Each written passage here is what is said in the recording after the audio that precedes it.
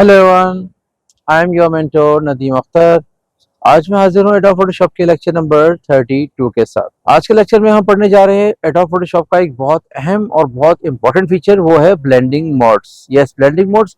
ये फीचर आपके art work में बहुत सी जगहों पे काम आता है और आप इसका जादू देखेंगे कि हम अपने आर्ट वर्क में कितना ज्यादा क्रिएटिव काम with the help of this blending mode काम कर सकते हैं। स्पेशली मेरे आने वाले काफी सारे ट्यूटोरियल्स में इसका बहुत यूज है।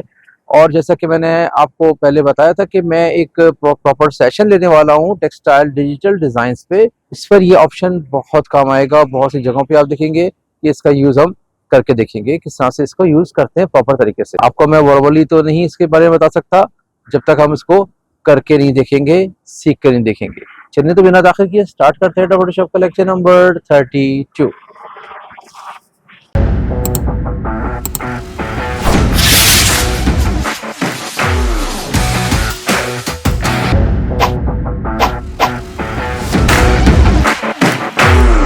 जैसा कि मैंने आपको इंट्रो में बताया कि आज हम पढ़ेंगे एडोब फोटोशॉप के बहुत ज़बरदस्त, बहुत ज़्यादा काम आने वाले कुछ इफ़ेक्ट्स जिसको बोलते हैं ब्लेंडिंग मोड्स। ब्लेंडिंग मोड्स के लिए मैंने एक इमेज निकाल कर रखा हुआ है। ये इमेज एक्चुअल में ये हमें बताएगा कि ब्लेंडिंग मोड्स होते क्या हैं। देखिए ब्लेंडिंग मोड्स होते क्या हैं, कहाँ होते हैं आप देख सकते हैं लेयर्स में। आप लेयर्स के अंदर आप यहाँ पे नॉर्मल लिखा हुआ है, इसको आप जस्ट क्लिक करेंगे तमाम मोड्स आपके सामने होंगे। अच्छा, इसके अंदर 6 कैटेगरीज़ होती हैं। एक कैटेगरी में क्या होता है नॉर्मल, यहाँ पे नॉर्मल एंड डिज़ॉल्व होता है। एक कैटेगरी हमारी कहलाती है डार्कन। अगर हम ग्राफ़िक में, टेक्सटाइल में या फ़ैशन में यूजुअली थ्योरी की तरफ अगर हम जाते हैं कि ये इनके कॉन्सेप्ट की तरफ जाते हैं, तो शायद बहुत से लोगों को शायद समझ में इतना ना आए जब तक हम इसको प्रैक्टिकली करके ना देखेंगे कि ये होते एक्चुअल में क्या हैं।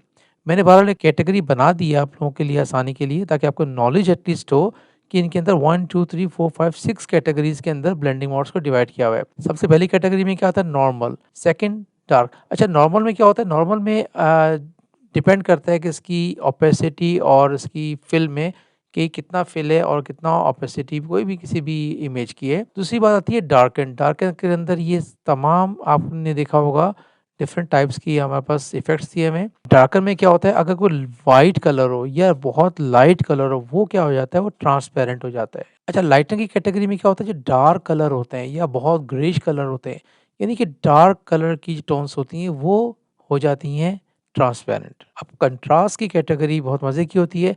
इसके अंदर जो मीडियम कलर होते हैं देखें एक होता है डार्क एक होता है लाइट एंड कंट्रास्ट में क्या होता है जो मीडियम कलर्स होते हैं जितनी भी मीडियम स्टोन्स होती हैं वो ट्रांसपेरेंट हो जाते हैं इमेजेस। अब आगे आता है फिफ्थ कैटेगरी है इन्वर्जन। इन्वर्जन के अंदर देखिए मैंने 2 एग्ज़ाम्पल भी दी हुई हैं।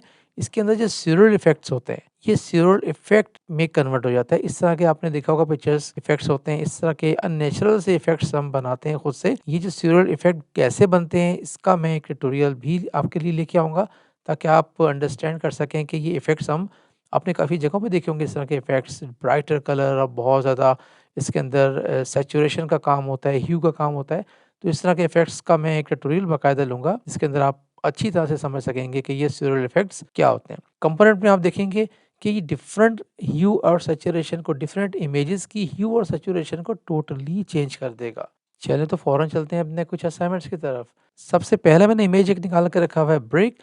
ब्रिक के ऊपर मैंने एक ग्रेफ़िटी निकाल के रखी हुई इमेज और मैंने इसको कंट्रोल ए, कंट्रोल सी किया और यहाँ जाकर कंट्रोल वी से पेस्ट कर दिया। कंट्रोल टी से मैंने इसको चलें इतना कर देते हैं, ठीक है। अब देखें एक इमेज ये है और याद रखिएगा कि ब्लेंडिंग मोड हमेशा 2 इमेजेस पे काम करता है, अप एंड डाउन 2 होना चाहिए लेयर्स तब काम करेगा, वरना फ्लैट लेयर पे ये काम नहीं करेगा ब्लेंडिंग मोड। ब्लेंड करना यानी किसी से मिक्स करना, मैच करना। अब देखें ये इफ़ेक्ट है जैसा कि आपको बताया था मैंने, इसको हम यहाँ पे ले आते हैं।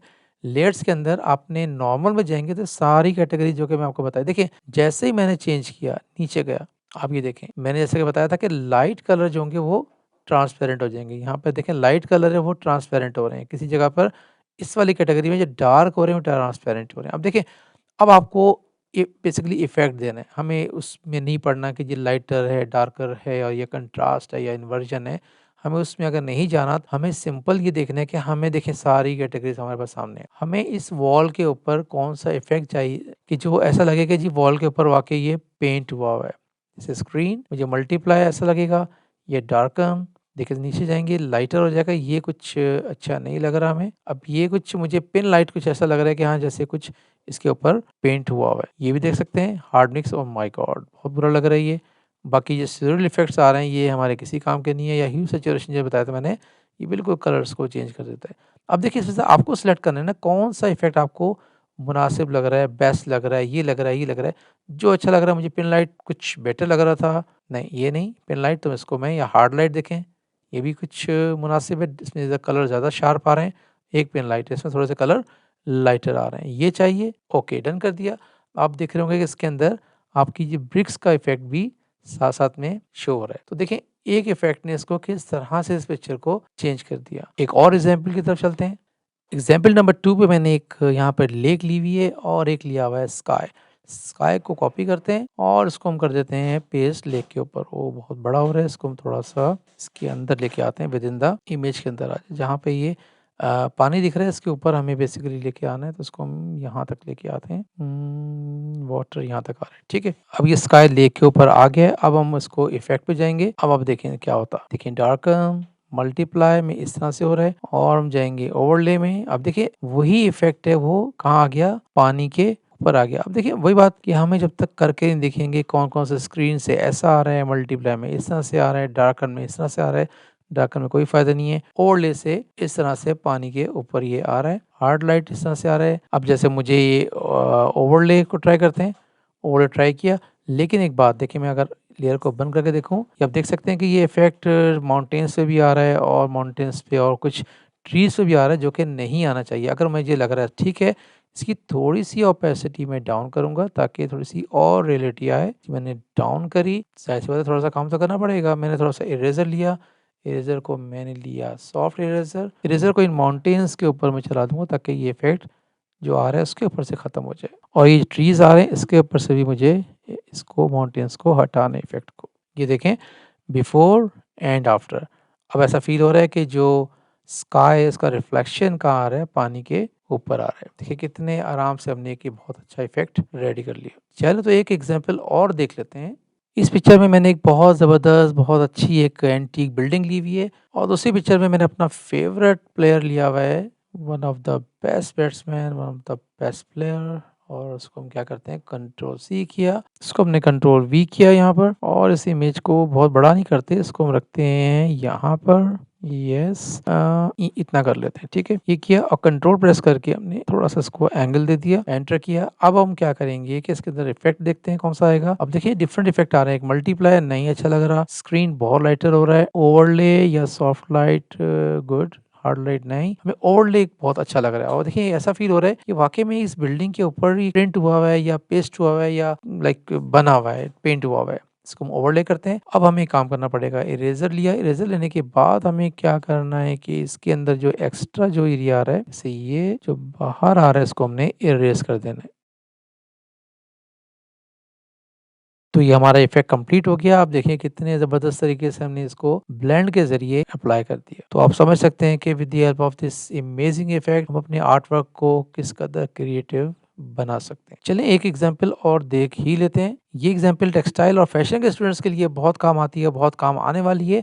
अब देखें एक मैंने डिज़ाइन निकाला हुआ है, यहाँ पे सीमलेस पैटर्न है, और मैंने एक निकाली हुई है डिज़ाइन फ्लोरल। ये एक सॉर्ट ऑफ ज्योमेट्रिकल डिज़ाइन है और एक फ्लोरल डिज़ाइन है। दोनों को ब्लेंड करके देखते हैं। कंट्रोल ए, कंट्रोल सी, और इसके ऊपर मैंने कंट्रोल वी किया और थोड़ा-सा मैंने इसको बड़ा कर दिया। यस, अब देखिएगा ब्लेंडिंग का काम कैसे होता है टेक्सटाइल, जैसे हम कहते हैं कि जिसको डिजिटल डिज़ाइन, टेक्सटाइल के जो डिजिटल प्रिंट डिज़ाइन होते हैं उस पे ये इफ़ेक्ट तो बार-बार, बार-बार ही आपको यूज़ करना पड़ेगा। अब देखें यहाँ पर कौन-सा आपको चाहिए, डार्कन, ये देखें, ये मल्टीप्लाई चाहिए या लाइटन चाहिए या ओवरले करना है डिज़ाइन को, सॉफ्ट लाइट। अब कौन-सा इफ़ेक्ट आपके लिए मुनासिब है जो कि इसको प्रिंट को इस डिज़ाइन को मज़ीद एनहांस कर सके, मज़ीद परफेक्ट बना सके। अभी देखिए बहुत सारे इफ़ेक्ट आ रहे हैं। आप कोई भी इफ़ेक्ट को किस तरह से यूज़ करना है, ये देखें मल्टीप्लाई या डार्कन या कलर बर्न, इनमें से कोई इफ़ेक्ट यूज़ कर सकते हैं। मुझे अगर लीनियर बर्न यूज़ करना है, चलिए परफेक्ट है। अगर मैं इसकी थोड़ी-सी ओपेसिटी डाउन कर दूँ तो कोई मसला नहीं है। ये देखें, तो अब देख सकते हैं कि 2 डिज़ाइन किस तरह से आपस में ब्लेंड हो गए। जैसे कि आप देख रहे हैं एक टाइगर प्रिंट दिया हुआ है, इस पे मैं उसी डिज़ाइन को अप्लाई करता हूँ। आउटलाइन वाले को मैंने इसको बड़ा किया और मैंने इसको ब्लेंडिंग, देखें डिफरेंट टाइप्स की ब्लेंडिंग करेंगे तो डिफरेंट टाइप्स के इफ़ेक्ट आएँगे। अब देखिए मल्टीप्लाई करेंगे तो ये इफ़ेक्ट आएगा, फ्लावर और एक टाइगर प्रिंट को हमने आपस में मर्ज कर दिया, मिक्स कर दिया। वॉव! इसी तरह से एक आउटलाइन मैंने यहाँ भी दी हुई है, कंट्रोल A, कंट्रोल C। इसको भी अगर मैं इसके ऊपर इसको हाइड कर देता हूँ और कंट्रोल V से पेस्ट किया और इसको हम यहाँ पर बड़ा करके देखेंगे और अप्लाई कर देंगे कोई सा भी इफ़ेक्ट मल्टीप्लाई ऐसे। ये ज़्यादा अच्छा लग रहा है क्योंकि ये काफ़ी बड़े फ्लोरल पैटर्न दिए हुए हैं, तो ये परफेक्ट है। तो आप देख सकते हैं कि किस तरह से ब्लेंडिंग मोड काम करता है। ब्लेंडिंग मोड को मैंने बताया कि इसको आपको खेलना पड़ेगा। हमें नहीं पता कि नॉर्मल क्या होता है, डार्कन क्या होता है, लाइटन क्या होता है या कंट्रास्ट क्या काम करता है।